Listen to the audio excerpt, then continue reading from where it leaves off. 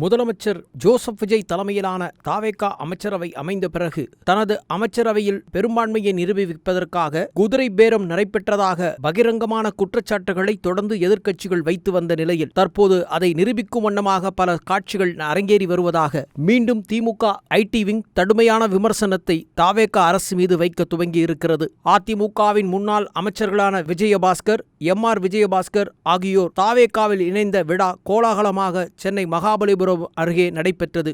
அதிமுகவின் முன்னாள் அமைச்சர்கள், சட்டமன்ற உறுப்பினர்கள் என பலரும் அந்த நிகழ்வில் கலந்து கொண்டு தங்களை தாவேகாவில் இணைத்துக் கொண்டிருக்கும் நிலையில் இது தற்போது பெரும் பேசும் பொருளாகவும் விமர்சனத்திற்கு உள்ளாகவும் ஆயிருக்கிறது. குறிப்பாக முன்னாள் அதிமுக அமைச்சர்களான விஜயபாஸ்கர் மீது ஏற்கனவே பல்வேறு விதமான ஊழல் வழக்குகள் நிலுவையில் இருக்கும் நிலையில் விஜயபாஸ்கர் மீது கடந்த ஆட்சி காலத்தின் போது குட்கா முறைகேடு வழக்குகள் இன்னும் நீதிமன்றத்தில் நடைபெற்று வரும் நிலையில் தற்போது தாவேகாவில் அவர் இணைந்திருப்பது பெரும் பேசும் பொருளாகி இருக்கிறது. ஊழலுக்கு எதிராக வீரவசனம் பேசி வரும் முதலமைச்சர் விஜய் தனது கட்சியில் ஊழலில் ஊறிப்போன அதிமுகவினரை, அதுவும் குறிப்பாக பல்வேறு ஊழல் புகார்களிலும் சர்ச்சைகளிலும் ஆளாக்கப்பட்ட நபர்களை தற்போது தங்கள் கட்சியில் சேர்த்துக் கொண்டிருப்பது எந்த வகையில் நியாயம் என கேள்விகளை எழுப்ப துவங்கியிருக்கிறார்கள். வடமாநிலங்களில் மாற்றுக் கட்சியை சேர்ந்தவர்கள் ஒரு கட்சிக்குள் இழுக்கப்படுகிற பொழுது அவர்கள் மீது பல்வேறு குற்றச்சாட்டுகளும் ஊழல் புகார்களும் இருந்தபொழுதிலும் கூட அவர்களை தனது கட்சிக்குள் சேர்க்கும் பக்குவத்தை பாஜக வைத்தபோது பாஜகவின் வாஷிங் மிஷின் அரசியல் என விவாதிக்கப்பட்ட அதே விவகாரத்தை தற்போது கையில் எடுத்திருக்கிறார்கள் திமுக உள்ளிட்ட எதிர்க்கட்சிகள்.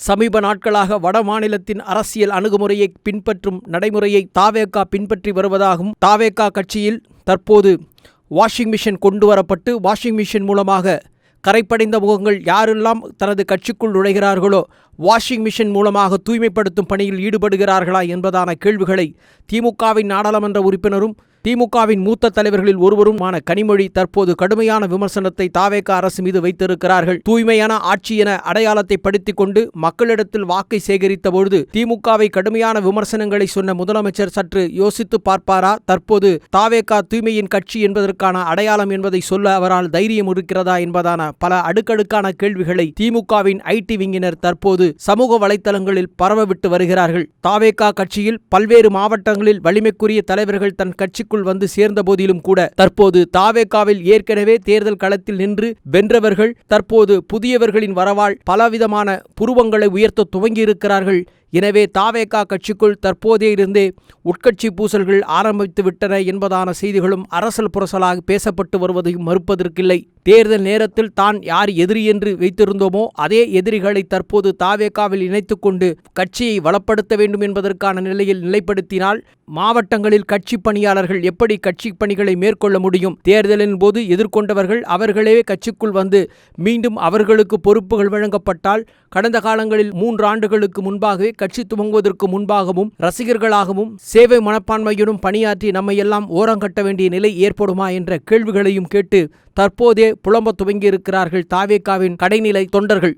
மாற்றுக் கட்சியை சார்ந்தவர்கள் தாவேகாவில் இணையும் பொழுது அவர்களுக்கு முக்கியத்துவம் வழங்கப்படும் பொழுதும் அவர்கள் மூலமாக அரசியலில் மீண்டும் தேர்தல் களத்தில் நிற்பதற்கான வாய்ப்பு தளங்களை உருவாக்கி தருகிற பொழுது ஏற்கனவே அரசியல் கட்சிகளால் தாவேகா மீது குதிரை பேரம் நடைபெற்றது என்பதை நிரூபணம் செய்யும் வகையில் தான் தற்போது தாவேகா கட்சியின் செயல்பாடுகள் நீண்டு கொண்டே போவதாக புலம்புகிறார்கள் விவரம் தெரிந்த தாவேகாவின் மூத்த தலைவர்கள் சிலர்.